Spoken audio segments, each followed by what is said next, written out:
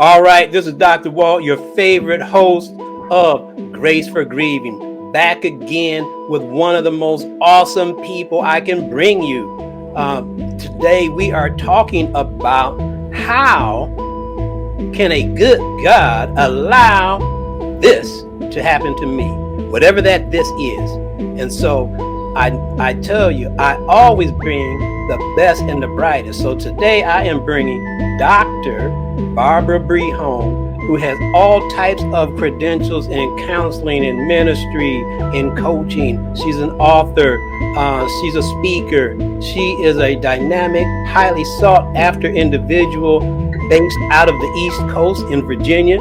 And today we're honored to have her impart some of her wisdom to us about how do we maintain our sanity when we're going through one of the challenging things in our life, and how does that relate to a good, all-knowing, all-powerful God in my situation. So I'll just get out the way and let you address that.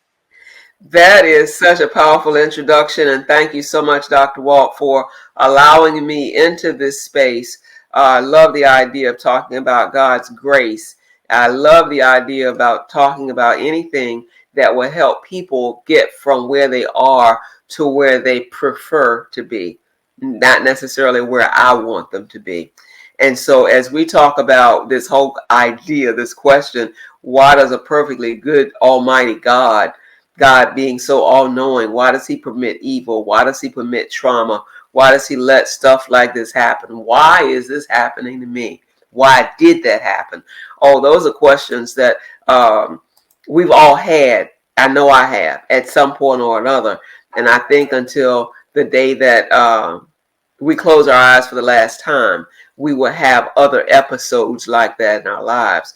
But I choose to think that the divine God that I serve compels me with every tough situation to depend on him more.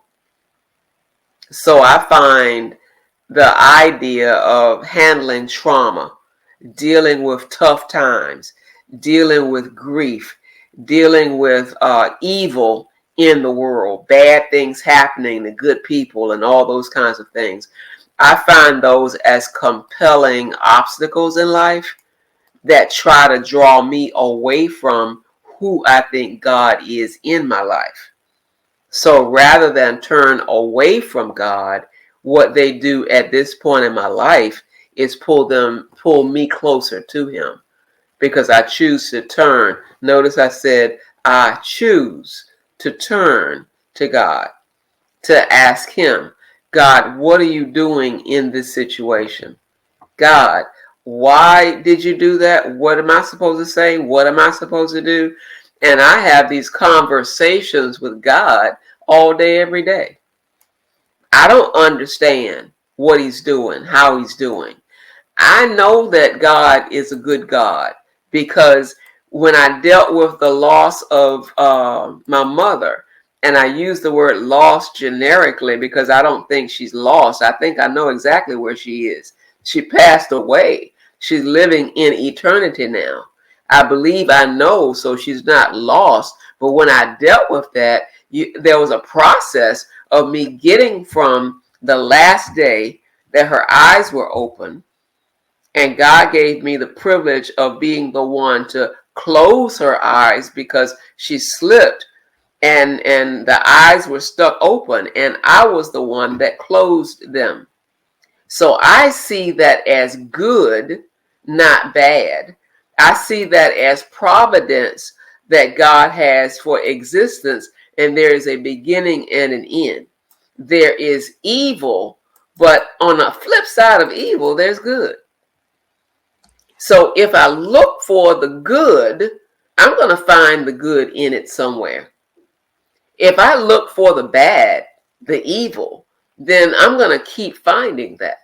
So if my perspective is dismal, then I'm going to see negative, dismal, depressing things.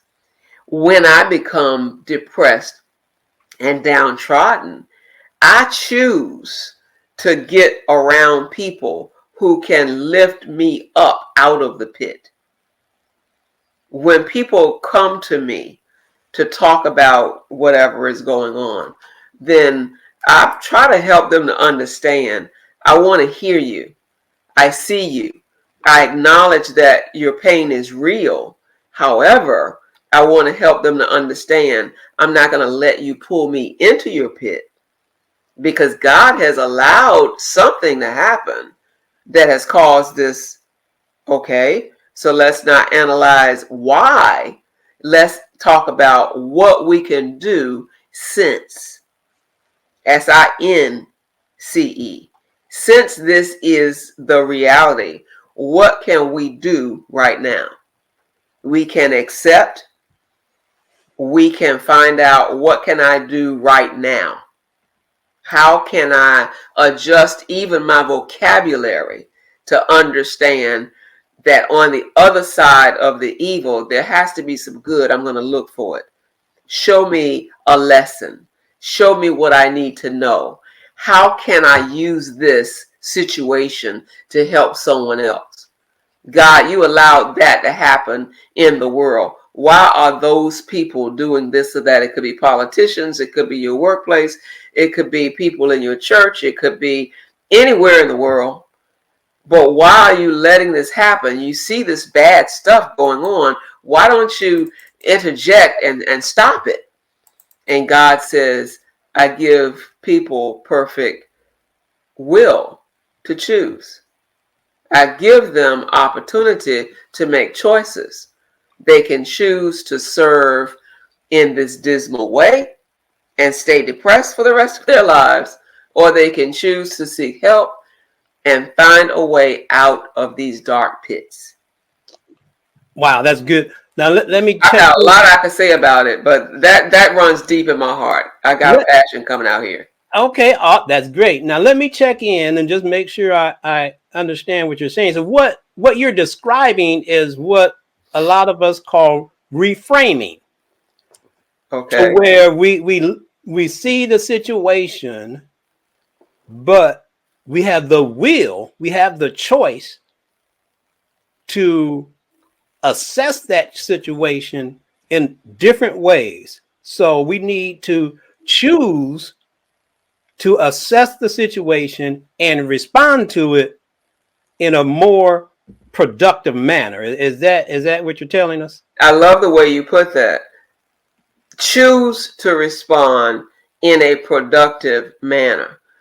And when I hear that kind of verbiage, my background in Department of Juvenile Justice comes out, because the goal is to make what I call the gentlemen productive citizens. So whatever treatment, whatever counseling, whatever teaching, whatever circumstances they had to go through as a part of their program, the goal was to make them productive citizens to be placed back into society.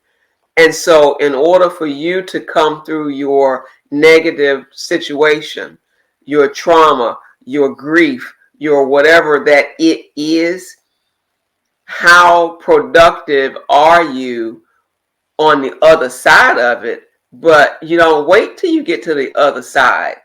While you're in it, while you're going through it, you can be productive. So how do you do that? You do that by trusting that people will be available to assist you, escort you through these things. And that's not everybody, and it's certainly not a crowd of people. You've got accountability partners, one or two trusted individuals that you can always network with. And it may not be your best friend. That might be the worst person, because they're superimposing possibly their thoughts and their ideas into your situation based on prior knowledge. And that might not be what you need at that point. There are so many might nots, but ultimately you seek that inner peace, that that God seed in you, telling your spirit what it is that you need to do, and trusting your gut to seek out that which will give you what you need, even if it hurts. Because you may find that your negative it stemmed from something that you did or said, or simply a shift in your attitude. Because it could be that nothing's wrong.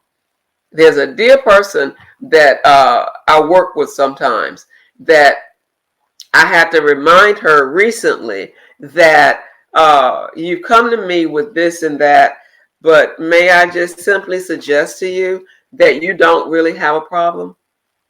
Let's look at it. And then everything that she said, I gave back to her.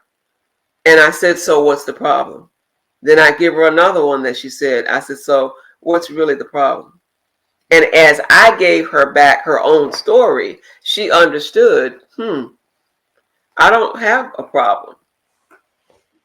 She transitioned in one conversation. I don't have a problem. Exactly. These situations are real. However, you don't have a problem. That's your language. That's your vocabulary. You have internalized something that isn't. So now what will you do about the situation? You lovingly, you peacefully work with people and talk with people and walk through the circumstance. Okay. You don't avoid it. You don't hide it. You don't run around the corner and stick your head in the sand, make the appearance that it's not real. Address it. Confront it. Lovingly, peacefully. And your stress level goes down. Your blood pressure goes down. All your vitals get back to normal, in check for you, whatever normal is, because you elevated, you escalated things sometimes to a point that they didn't need to be. Sometimes there isn't a problem. It's your perception of such. Excellent, excellent. So in most cases, it's our perception of the situation that is the most important aspect of our crisis. Because and a lot of times this is a crisis to where people are questioning God and saying, why would you let this happen to me? Yes. We need to have the strength that he put in us to change our perception, elevate our perception, and get qualified help is what I heard you saying. You are hearing me quite clearly and very correctly. Excellent. Qualified help. I love that phrase, because God qualifies those he wants to enter into your space, but he also purges people and circumstances, and that's painful. And sometimes when those natural occurrences happen in our lives, we're hanging on to what was, and God is saying, let it go. Whatever the it is, it's a generic conversation I'm having right now. You have to define and articulate your own it, whatever the situation is. The ways of our God are not our ways. His thoughts are not our thoughts. So we are the clay vessel. We're not judging the potter, saying, why did you make me like this? Why did you let this happen? Why did and causing that kind of situation when you find yourself going into that again. And I do that. I mean, transparently speaking, I do that.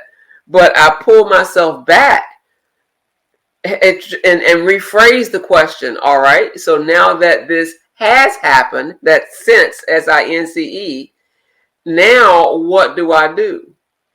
God, I'm not going to judge you. I'm going to trust you.